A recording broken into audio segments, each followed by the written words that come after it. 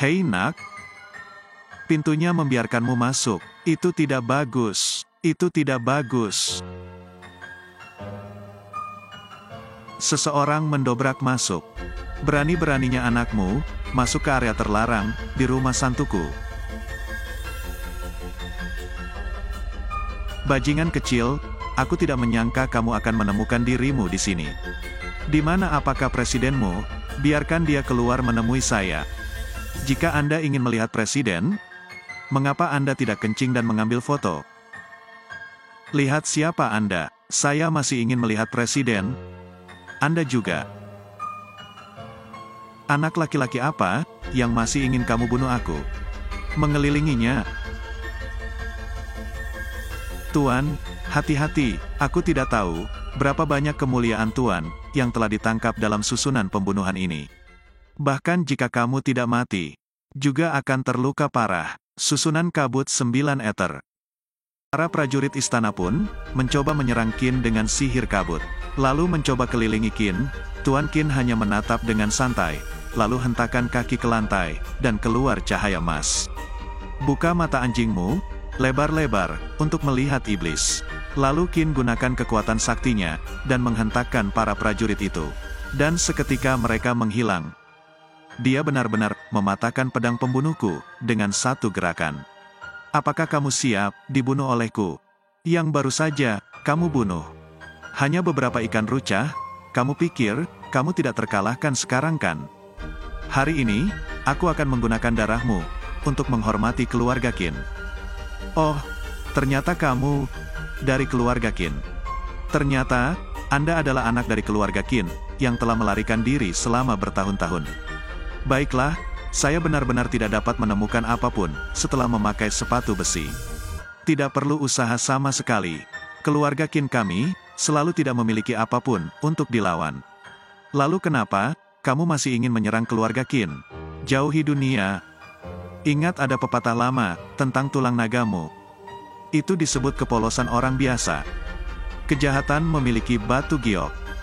Buktikan kamu memilikinya. Hal-hal yang tidak boleh milikmu, jadi bunuh mereka semua.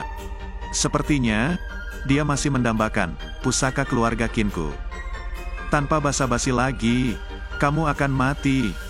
Di mana kelinci bisa melarikan diri? Ups, ups. Datang tepat pada waktunya. Selamatkan aku dari mencarimu lagi. Kamu harus mengambil nyawamu hari ini. Kaisar Dewa, bagaimana caramu memilih? Ups. Saatnya aku dan kamu menyelesaikan semua dendam kita yang lama dan baru hari ini. Hei, tunggu sebentar. Aku ingin membalas dendam dengan tanganku sendiri. Jika kamu mengambil tindakan, jangan salahkan aku karena tidak berperasaan. Hamboy, tidakkah kamu ingin berurusan dengan kita berdua sendirian? Tidak berurusan dengan itu adalah nada yang kuat dari berjuang untuk membunuh. Dalam hal ini, maka aku secara pribadi akan membawamu dalam perjalananmu. Pedang hantu dapat membunuh tuan yang tak terhitung jumlahnya. Mari kita lihat bagaimana kamu menyapaku, kamu binatang kecil. Saudara Qin Xuan, berhati-hatilah. Orang ini memiliki ilmu pedang yang hebat. Aku sudah mendengarnya sejak lama. Dan benar saja, pria itu keluarkan pedang hantu miliknya. Saat pedang itu dihunuskan, cahaya biru keluar dari pedang itu, lalu ia langsung menyerang ke arah Qin. Namun lihatlah, betapa santai dan tidak ada sedikit pun kepanikan dalam dirinya. Lalu ayunkan pedang naga miliknya.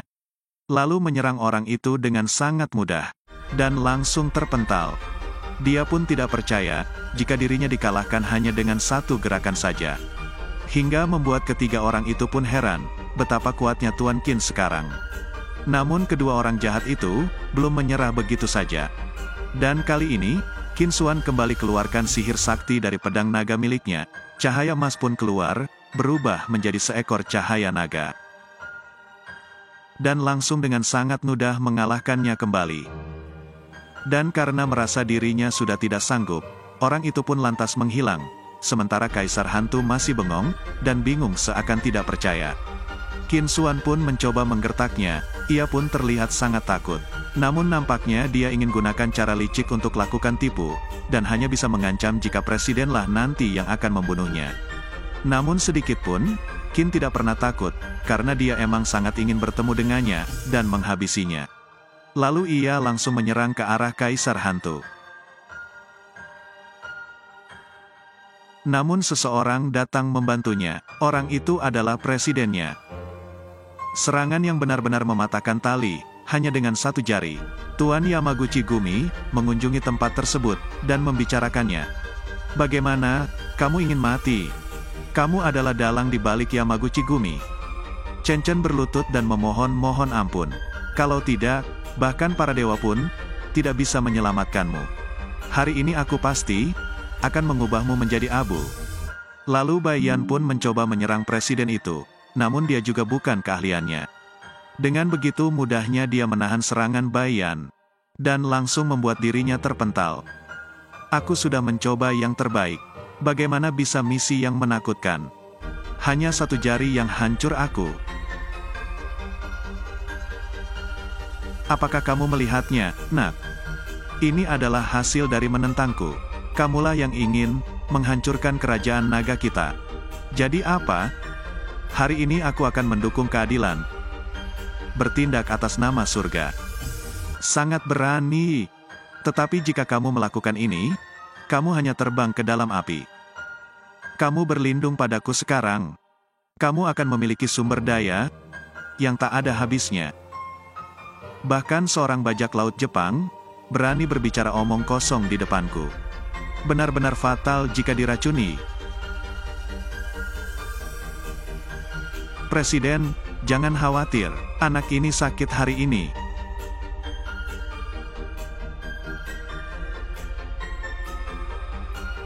Anda tidak ingin menjadi bawahan yang tidak berguna.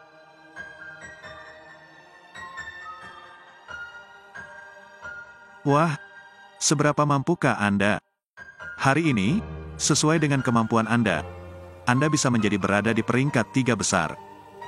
Tapi hari ini, kamu pasti akan mati. Begitu banyak omong kosong, ambil tindakan saja dan cari kematian. Dan akhirnya mereka berdua bertarung dengan sihir saktinya masing.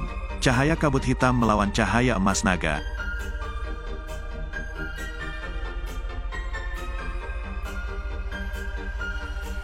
Sekarang kamu tahu perbedaan antara kamu dan aku kan?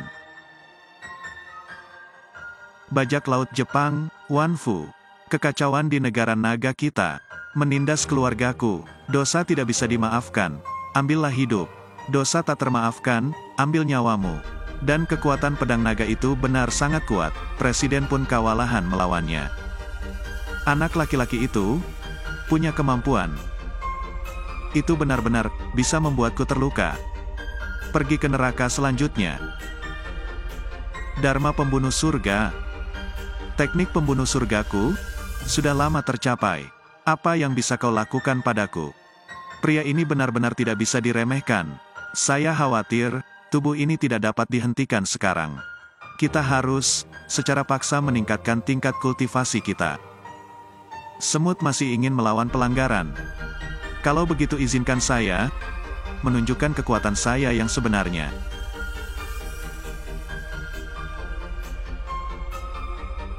Hanya kerangka. Saya belum pernah bertemu orang tua Jinggang. King Kong menaklukkan iblis. Jangan menghinaku, Tiongkok. Menggertak orang tuaku. Hari ini aku akan melakukan keadilan demi surga. Mereka yang menyinggungku, meskipun dia jauh, dia akan dibunuh. Undang-undang untuk memaksakan, pengingat akan etika publik. Apakah kamu tidak takut? Dengan tindakan balasan, tidak mungkin mati. Ini dia mustahil.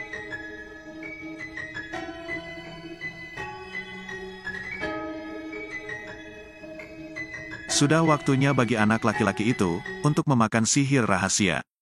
Namun, karena kekuatan presiden sangat kuat, kekuatan sihir Qin Xuan, justru balik menyerang dirinya sendiri, sehingga membuat dirinya lemas. Presiden pun berkata padanya, jika dirinya itu bukan tandingannya, dan sekarang dia sudah tidak bisa apa-apa, karena kekuatan sihirnya pun sudah dikuasai. Lalu Presiden keluarkan sebutir obat penawar racun pada Qin Xuan. Namun Qin yang sudah tahu betapa liciknya Presiden itu, ia pun menolak, dan membuangnya, karena ia tidak akan pernah mau jadi budaknya nanti. Saya sudah memberimu kesempatan, jangan hargai dirimu sendiri, pergilah kau ke neraka. Lalu karena Qin menolak, Presiden yang sangat marah, lalu gunakan sihir saktinya, untuk menyerang Qin. Namun tanpa diduga, Qin yang dipikir sudah tidak berdaya lagi, justru masih memiliki kekuatan tersembunyi. Presiden itu langsung terpental, dan ternyata, kekuatan itu ada di kalung sakti yang ada pada Qin, dan selama ini, kalung itulah yang dicari oleh Presiden, sehingga menghabisi semua keluarga Qin. Melihat Presiden yang sudah tak berdaya, Qin pun kini bangkit kembali, karena kekuatan kalung itu. Dan betapa takutnya Presiden sekarang. Namun karena namanya orang licik, yang tidak mau mati konyol, dia lantas menghilang dari tempat itu. Dan di keesokan harinya, Qin pun pergi sebuah tempat, di mana dia akan menyelamatkan kekasihnya Xin Xin, yang di masa lalu ditindas oleh pria kerajaan Dot dan di kehidupan sekarang, dia juga sedang dipekerjakan paksa oleh seseorang. Lalu saat akan masuk ke dalam, seorang penjaga mencoba menahannya. Katanya jika tempat ini sudah dipesan oleh tuan mudanya. Namun Qin tidak pedulikan orang itu, sehingga membuat mereka marah dan akan menyerangnya. Namun mereka ini bukanlah tandingan Qin, dengan begitu mudahnya Qin merobohkan mereka berdua. Sementara kita lihat di dalam, pria inilah yang sangat memperlakukan tidak manusiawi pada Xin Xin. Dia adalah tuan muda kerajaan. Sementara gadis cantik ini adalah Xin Xin. Hao Zhao, bisakah kamu melakukannya demi teman sekelas kita? Beri aku uang kompensasi ayahku. Xin Xin, asal selama kamu berjanji untuk menjadi wanitaku.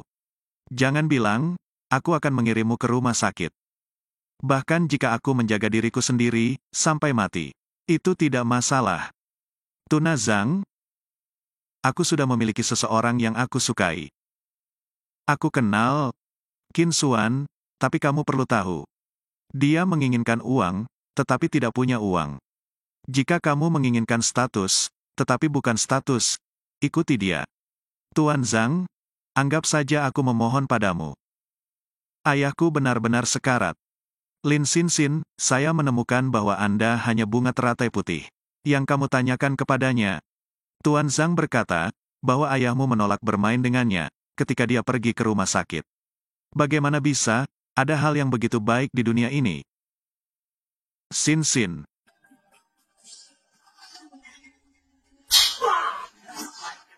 Ayah bahkan tidak memberimu makam. Apa yang terjadi? Kamu masih ingin, aku menyelamatkanmu barang lama. Silakan bermimpi, untuk menyelamatkan desa ibumu. Xin Xin. Kamu menabrakku di depanku. Kamu tidak tahu, sudah berapa kali, kamu dilatih. Aku bermain denganmu. Siapa yang berpikir tinggi dari kamu? Apakah kamu mengerti? Ini meremehkanmu. Apakah kamu mengerti? Dan betapa kejamnya pria itu menyiksa Xin Xin. Dan tak habis di sana. Sekarang wanita jalang ini pun juga ikut-ikutan ingin siksa dia. Dia pun menampar Xin Xin. Hal itu pun malah membuat orang-orang di sana tertawa melihatnya. Lalu dia berkata pada Tuan Zhang, bagaimana jika kita hancurkan saja tangannya? Lalu dengan kejamnya, dia menarik tangan Xin Xin.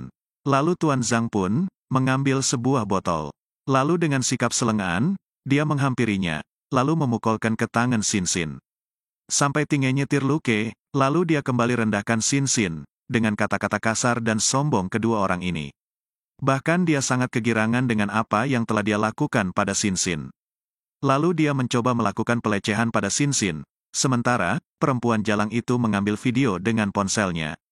Namun tiba-tiba saja, Qin Xuan pun langsung masuk, dan suruh hentikan perlakuan mereka. Biarkan dia pergi. Kalian semua harus mati. Siapa yang kupikirkan? Ternyata itu Qin Xuan. Sampah ini. Mengapa kamu melihat wanitamu diintimidasi oleh kami? Aku ingin seorang pahlawan menyelamatkan kecantikan, masih ingin memohon agar kita bersamanya. Tinggalkan aku sendiri dan cepat pergi. Apa? Sekarang bawa kita di sini. Tidak ada yang bisa melarikan diri.